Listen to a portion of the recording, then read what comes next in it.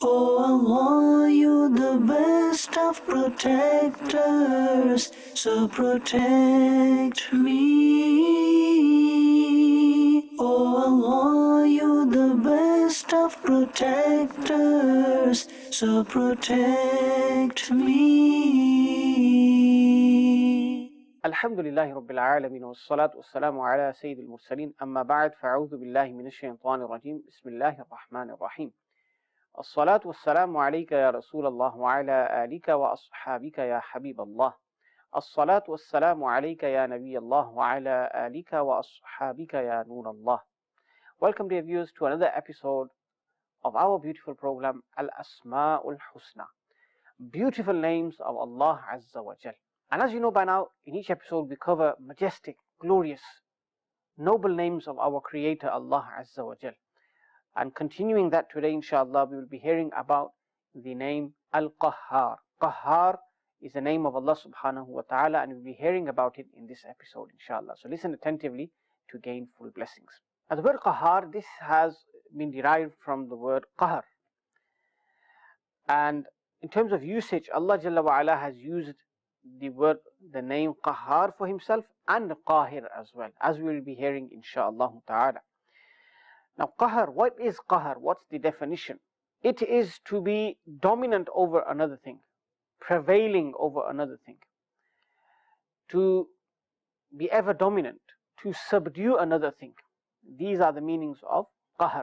Now Qahr, this dominance, this subduing, this prevailing, is of two types. One is when you prevail over someone through permissible means, and one is when you prevail and are dominant over someone through impermissible means. Let me give you an example of dominating someone in an impermissible manner. For example, somebody is on a particular mansab, particular rank, status, position, and you seize that position. You take his position unlawfully by using trickery, deceit, or whatever. And then once he is in that position himself, he oppresses people. He imposes himself over people. So this is an example of dominating, subduing, or prevailing over someone in an impermissible way. What about in a permissible way? Take as an example a father who has dominance over his pious children, his own children, his offspring. Now, due to that dominance, he can discipline them at times to ensure that they stay on the straight path. He has that haqq, he has that right. And this is a jaiz form of dominance, one person over another. Similarly, a teacher and a student relationship. A teacher has some sort of prevalence, dominance over the student. He is teaching him, so he has rights over him. Similarly, a spiritual guide and his murideen, his disciples. So like this, you can find many examples of jaiz, permissible forms of qahr, meaning dominance or prevalence of one thing over another. And when this word qahr is used for Allah subhanahu wa ta'ala, what it means is that Allah is dominant and He prevails over all of creation, all makhluqat, in a permissible way. And this is in accordance to what befits His shan, His rank, His status, His lofty status and elevated status. And this is, you cannot compare the dominance of Allah over creation to how a person in the world is dominant over another being. There's no comparison between the two. The haqiqi, qahr, dominance and prevalence and subduing belongs to Allah subhanahu wa ta'ala. So let us hear a few examples of how Allah subhanahu wa ta'ala is dominant over His creation. Firstly, you may find some people in the world who are oppressors. They are zalimeen.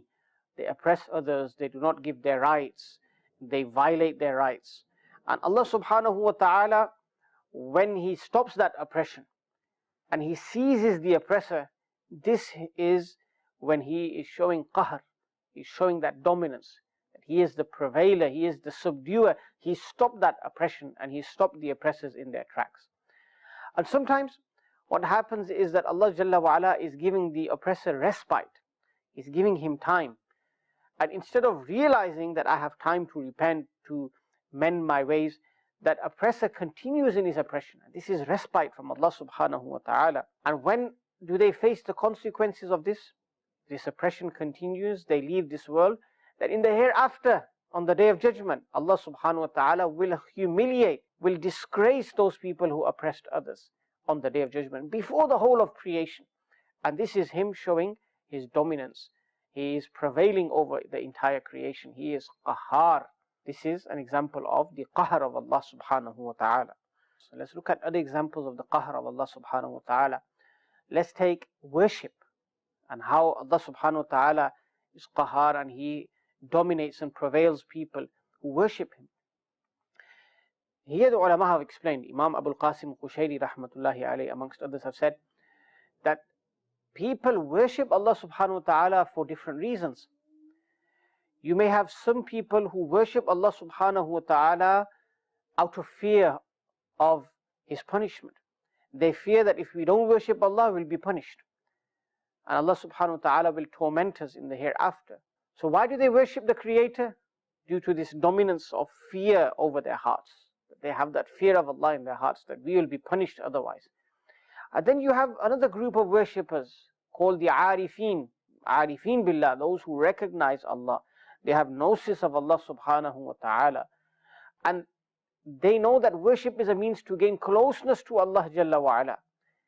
And they worship out of fear of being denied this proximity, this closeness to Allah subhanahu wa ta'ala. That if we don't worship, then we won't gain qurbah. We won't gain the closeness to Allah Jalla wa ala. This is the factor, this is the reason why they worship Allah subhanahu wa ta'ala. So Allah is dominant over their hearts as well, but in a different way. There are those who fear being deprived of the proximity of Allah, the closeness of Allah subhanahu wa ta'ala. So in the Quran, Allah Jalla wa ala mentions in Surah An'am, verse 18, وَهُوَ الْقَاهِرُ فَوْقَ عِبَادِهِ. And He is prevailing over all of His slaves. He is dominant over all of His slaves. And obviously this dominance is in a different way each time. So you heard about the oppressors, how Allah is dominant over them, and the worshippers, how Allah subhanahu wa ta'ala is Qahhar when it comes to the worshippers. And the worshippers are of different kinds as well. And if we were to ponder, if we were to reflect, look around, we will realize that this Qahr, this dominance of Allah subhanahu wa ta'ala is there for everyone to see. It's apparent. Now let me give you some examples. Look at the Salatin, look at the so-called great leaders and kings of the past and even of today. If you look at the past, there were so many leaders whose kingdoms were, very vast. And people would fear them because of their kingship. But when Allah subhanahu wa ta'ala showed His dominance, then in an instant, their kingdom ceased. It stopped. Look at Nimrud. He was a tyrant. He oppressed people.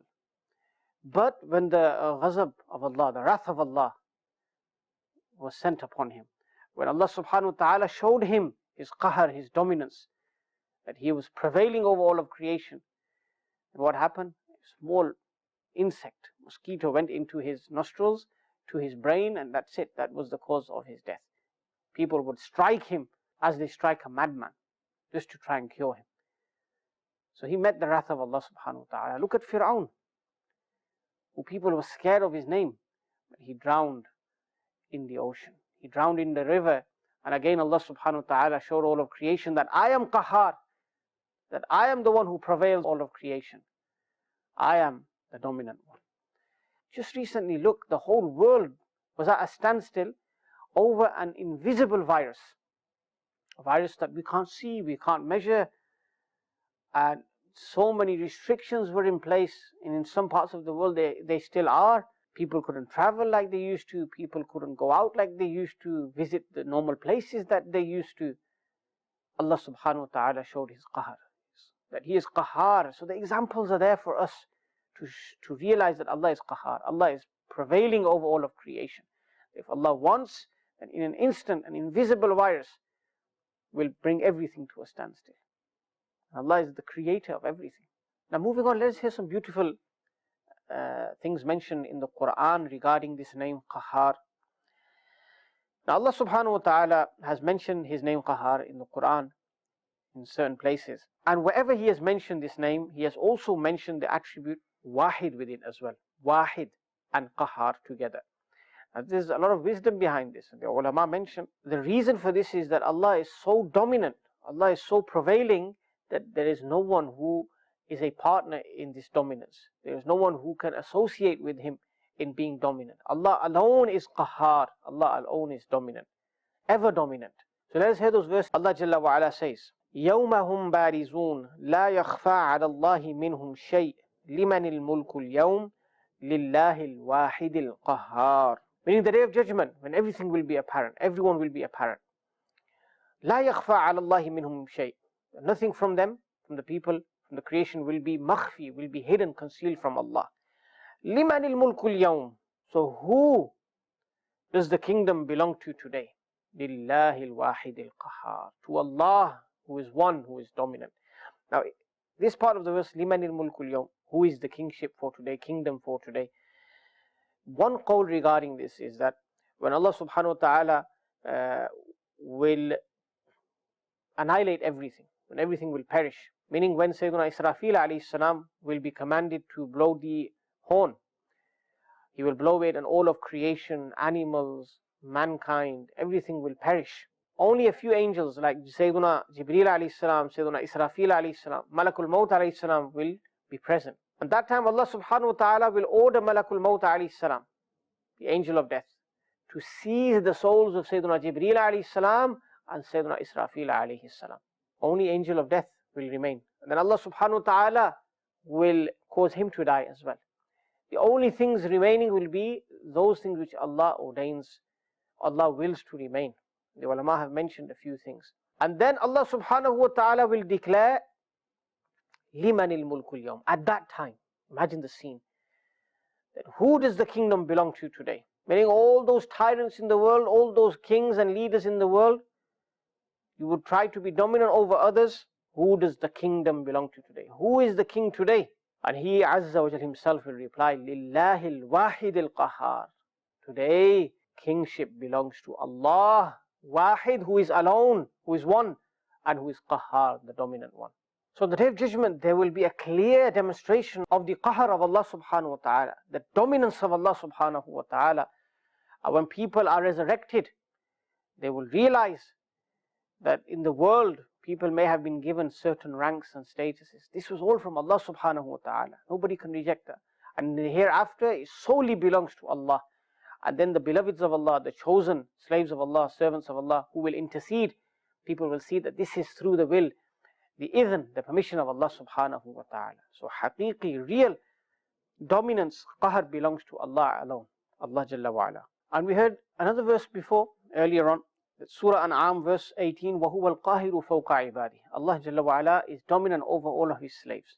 And when we look at creation, subhanAllah, we see how Allah subhanahu wa ta'ala, because He is Qahhar, because He is dominant, He has made certain things tabi' to others, subservient to others even.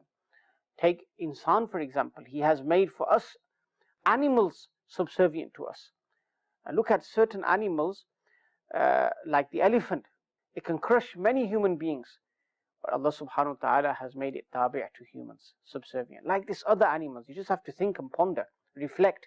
You'll find that Allah subhanahu wa ta'ala has made things subservient to us. This is His qahar, this is His dominance. He is all prevailing, He's ever dominant. Even look at horses. Horses at times can be very hard to control, but Allah subhanahu wa ta'ala has made them subservient to insan, to humankind. And when we sit on these animals, some people in certain parts of the world still use animals as modes of transport. When people sit on animals, what's the dua that we read? Subhanalladhi sakhara lana hadha wa ma kunna lahu muqrinin. That purity be to Allah, who has made this animal subservient to us. وَمَا كُنَّا لَهُ مُقْرِنِينَ. And we were not capable of making it subservient. We were not capable of doing this. This is due to Allah Jalla wa Ala. So we see reflections and we see signs of Allah's dominance everywhere in the world. We just have to ponder. I gave you the example of the coronavirus, the pandemic. But if you take other examples, people build lofty, tall buildings, construct massive buildings, and they compete with one another to do this. And this is one of the signs of the hour as well, that people will compete with one another to build these massive buildings. Which are useless, don't help anyone. And the amount of money that is spent on them could be used to end world poverty. But there's no ihsas, there's no feeling there in regards to the poor, helping the poor, aiding the poor. Anyhow, we see that people build tall buildings, they construct large mansions, But then when the qahr of Allah appears and occurs, then in an instant that massive building topples. That massive mansion comes to the ground. It becomes rubble in an instant. We've seen that on many occasions. Somebody's just finished his building after 10 years, 15 years, 20 years. It's his dream home. And then a storm comes, a tsunami or a massive flood or anything like that, destroys it. This is the qahr of Allah subhanahu wa ta'ala. And we know about earthquakes as well. That earthquakes come from Allah Jalla wa Ala, and the ulama have mentioned that earthquakes appear because of the sins of people. We need to reflect on our own state, our own actions, our a'mal as well. That are we inviting the wrath of Allah subhanahu wa ta'ala by our actions, by our evil ways? This is something that we should ponder about. Because so many times we see the qahr of Allah Jalla wa Ala. Now let us conclude. In every episode we mention the requirements of the names of Allah subhanahu wa ta'ala. What does this name, Qahhar, demand from us? That whenever we're given a position, when we're dominant over people, people are subordinates to us, then we should realize that Allah is above us. وَهُوَ الْقَاهِرُ فَوْقَ عِبَادِهِ. Allah subhanahu wa ta'ala is dominant over us. He prevails over us. He subdues us. So if today we're given an opportunity to be above others, to have subordinates beneath us, we should never oppress them. We should remember Allah is Qahhar. And if we were to oppress them, we were to wrong them, Allah subhanahu wa ta'ala will seize us and we will be under the wrath and the dominance of Allah subhanahu wa ta'ala. This is something that we need to learn from this beautiful name Qahhar. This is the requirement. If you're in that position, be merciful, be kind, and know that Allah subhanahu wa ta'ala is dominant over you and all of creation. May Allah Jalla wa Ala grant us the blessings of His beautiful names. Till the next episode, may Allah keep all of you safe. Ameen bijahin Nabi al-Ameen. Sallallahu alayhi wa sallam. Oh Allah, you the best of protectors, so protect me. Oh Allah, you the best of protectors, so protect me.